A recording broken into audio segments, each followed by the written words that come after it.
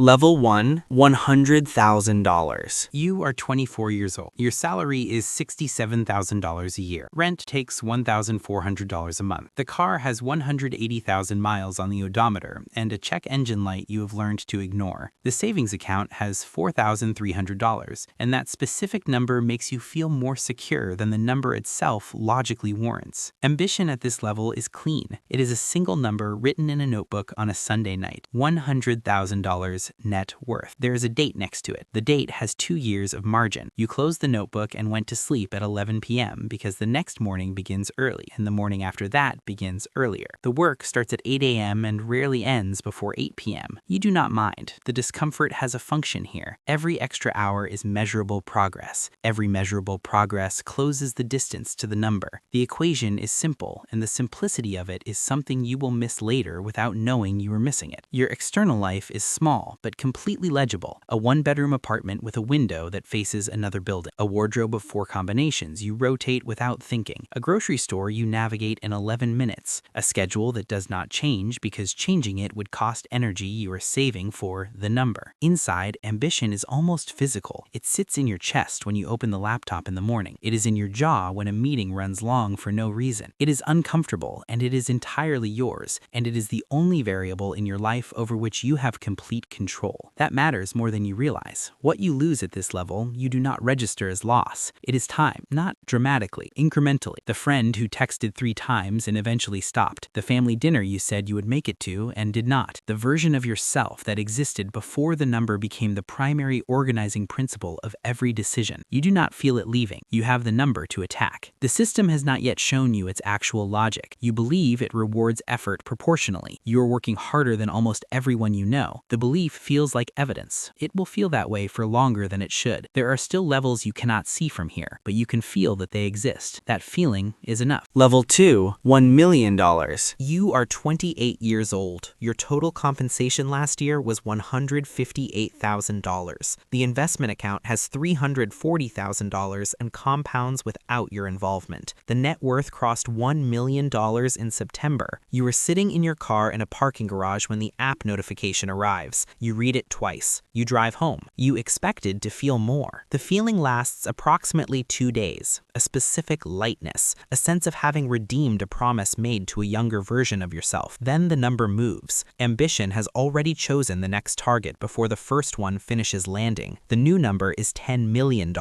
You write it in the same notebook. The date has 5 years of margin this time. This is the first time the mechanism reveals itself clearly enough to observe. The number arrives. The sensation is real but brief. Ambition does not celebrate, it recalibrates, and it does so fast enough that if you are not paying attention, you might have missed the transition entirely. You are paying attention, you notice, you file the observation without examining it, because there is work, and the work has a deadline, and the observation does not. Externally, your life has improved in ways that are concrete and real. The apartment is larger, the car is newer, you eat well without calculating, you own a suit that fits correctly, you travel twice a year to places you previously bookmarked and never visited. These are genuine improvements, and the life you are living now is objectively better than the one you were living 4 years ago. You should not minimize that. You also notice that it does not feel as different as the distance between the 2 lives suggests it should. Internally, there is a gap between what you expected this level to feel like and what it actually feels like. You expected difference. You got security. Security and difference are not the same thing. The distinction is quiet enough to ignore at this level. It gets louder each time a number arrives and the expected feeling does not arrive with it. You begin to suspect, without fully committing to the suspicion, that the feeling you are chasing does not live in the numbers. You do not examine this suspicion closely. Examining it would require slowing down. Slowing down is not currently an option. The system shows you its real selection logic here. Effort is the admission price. It is not the criterion for advancement. The criterion is strategic visibility. The people moving faster than you are not working harder than you. They are being seen in the right rooms at the right moments by the right people. You learn to engineer those moments. This is not cynicism. This is literacy. The people who refuse to learn it call it politics and wonder why they stall. What you lose at this level is spontaneity. Every social decision passes through an invisible filter before you act on it. Every relationship is unconsciously assessed for relevance to where you are going. You do not decide to do this. It forms the way habits form, quietly, incrementally, without a moment moment you can point to as the one where it started. The relationship ends in March. You tell her it is the timing. Part of that is true. There are still levels above this one. You can see the outlines of them. That visibility pulls harder than anything else in your life right now. Level 3, $10 million.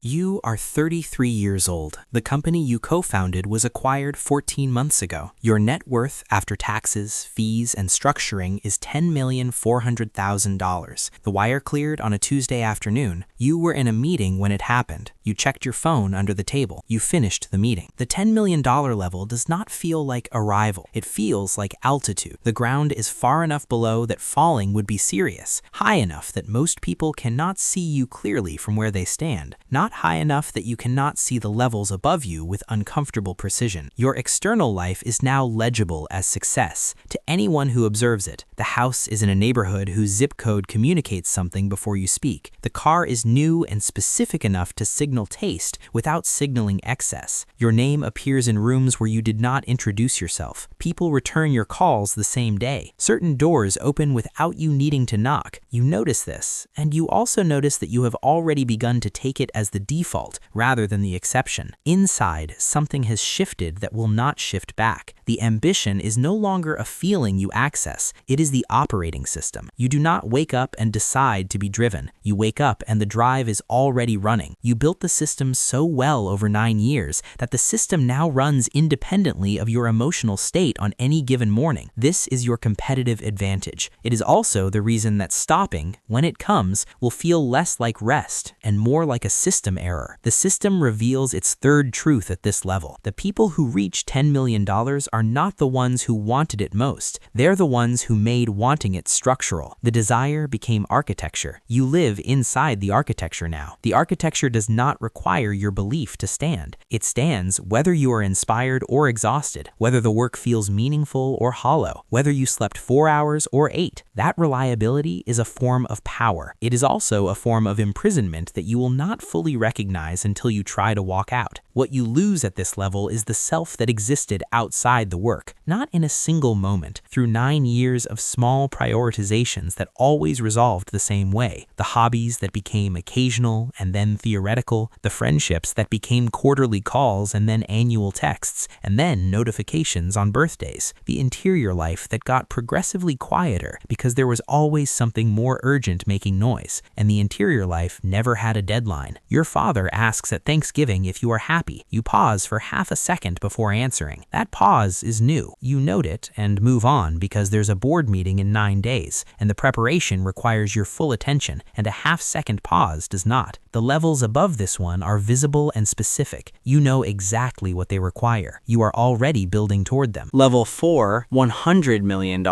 You are 38 years old. The second company sold in a transaction your lawyers described as exceptional. Your net worth is $94 million at close and crosses $100 million by December after investment returns. The number has 9 figures. You type it into a spreadsheet and stare at it for a moment, and then close the laptop and go to sleep. At $100 million, money stops being a resource and becomes an environment. You do not spend it the way you spent money at $1 million or even $10 million.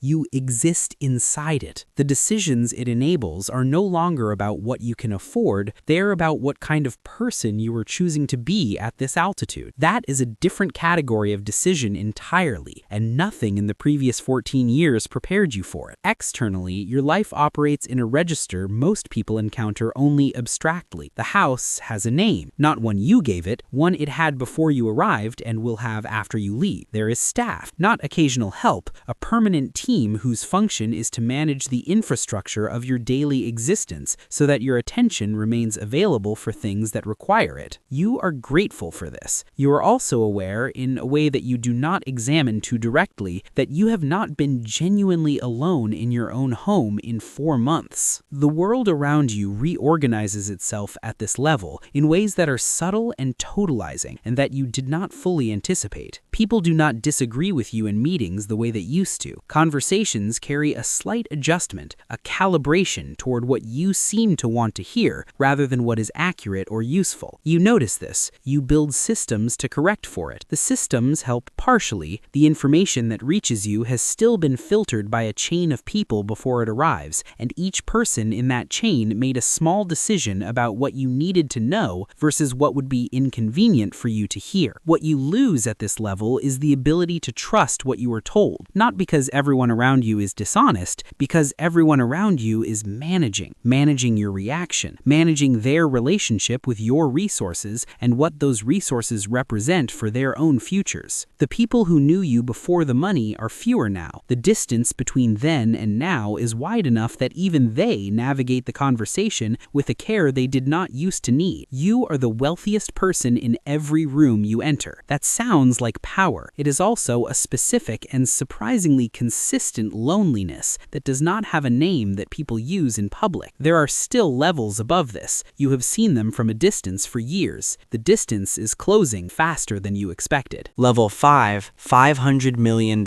You are 43 years old. The portfolio has compounded across multiple positions. The third company was taken public in a market window that rewarded the timing precisely. Your net worth is $487 million at the start of the year and $512 million by April. You do not think about the number daily anymore. It moves on its own. It has its own velocity, its own logic, its own relationship with the world that operates independently of your attention. At this level, ambition does something you did not predict. It finds new vocabulary. The word that appears most frequently in the conversations you have with yourself and with the small number of people you still speak to honestly is legacy. You want to build institutions. You want the work to carry meaning that survives the exit. You want the people in your orbit to be concretely better for having been there. These reasons are true. They are not the complete story. The complete story is that the system needed a new target, and legacy was the most defensible and most admirable one available at this altitude. The hunger did not change. The language around the hunger changed. You understand this clearly enough to say it out loud in the right company. Understanding it does not deactivate. The mechanism that has been running since you were 24 does not respond to self-awareness. It responds to targets. You give it a target, the mechanism runs. This is the arrangement. Externally, you operate inside a world with its own physics. Security is a logistics operation managed by professionals whose entire job is anticipating threats you will never encounter directly. Travel involves a coordinator, a crew, and a schedule built around your preferences by people who studied your preferences without being asked to. You have not stood in a line for anything in 3 years. You did not track this happening. Someone mentioned it once at dinner, and you realized they were right, and the realization carried a weight you could not entirely identify. The people around you at this level are extraordinarily competent and comprehensively oriented toward managing your experience rather than participating in it. They are loyal, professional, and precise. They are not, in the way that word meant something at 24, your people. There is a difference between someone who is with you and someone who is working for you. At $500 million, those two categories overlap less than you expected when you imagined this level from below. What you lose at this level is the capacity for genuine surprise. You have enough pattern recognition, enough advanced information, enough infrastructure filtering your exposure to the uncontrolled that the world rarely delivers anything you did not see arriving. You built this deliberately. You reduced exposure to uncertainty at every level because uncertainty was the enemy of the number. You succeeded completely. What nobody tells you about eliminating surprise is that surprise was also the primary delivery mechanism for wonder, and wonder was where the best parts of the last 20 years lived. The level above this one is no longer abstract. You can see it with complete clarity. What you cannot see yet is what it will feel like to arrive and find the same silence waiting. Level 6, $1 billion. You are 48 years old. The number was confirmed in February by 3 separate valuations across liquid holdings, private equity positions, and real estate. The firms use different methodologies. They arrive at approximately the same place. You are a billionaire by any definition anyone applies. The morning after the confirmation, you wake up at 6:43 a.m. You make coffee. The kitchen is quiet. The house is large enough that quiet has a specific texture, not the quiet of a small apartment where you can hear the building breathe, but the quiet of space that absorbs sound without returning it. You stand at the window with a coffee. The city is beginning below you. you. Nothing feels different. Not because you are ungrateful, not because you expected fireworks, but because the feeling you are looking for, the feeling that was supposed to arrive with this number, is not a feeling that numbers deliver. You understand this now with a completeness you did not have at $1 million, or $10 million, or $100 million. Each number taught you a smaller version of this same lesson. This number teaches you the final version. The lesson does not get easier with repetition. It gets quieter. The quiet is its own kind of weight. At this level, the system reveals its final and most uncomfortable truth. Ambition was never about the destination. It was about the motion. Every target was a vehicle for movement. The movement was the point. The movement was what kept the silence from having enough room to form completely. And for 24 years, it worked. The silence was always there, but the motion kept it manageable, kept it in the periphery, kept it from occupying the center of the room the way it occupies it now. You are not sure what is in the silence. In 24 years, you never had enough stillness to let it fully reveal itself. There were mornings that came close, that 23 days after the first exit when you tried to stop and could not, the week after your father's funeral when the work felt briefly indefensible and you sat with something unfamiliar for longer than you had before. The silence was beginning to take shape in both of those moments. Then a new target appeared and the motion resumed, and the silence moved back to the periphery where it had always lived. Now the silence is in the center. There are no more targets with enough gravity to pull it back out. You are standing in the kitchen at 6:43 a.m., and the silence is not threatening or dramatic. It is simply present. It has been present the entire time. You are only now at this specific number, in this specific kitchen, with this specific cup of coffee, without enough forward motion to avoid looking directly at it. What you lose at this level is the last distance between yourself and the question. For 24 years, the question was always deferred. The next number was always sufficient reason to defer it. There are no more numbers. The question is still there. It was always going to be there. Every number was a way of postponing this specific morning, and this morning arrived anyway. Mornings always do. You finish the coffee. You rinse the cup. You open the laptop. Not because there is something urgent, because the silence is still something you are learning to inhabit, and at 48 years old, with $1 billion, you have not yet learned.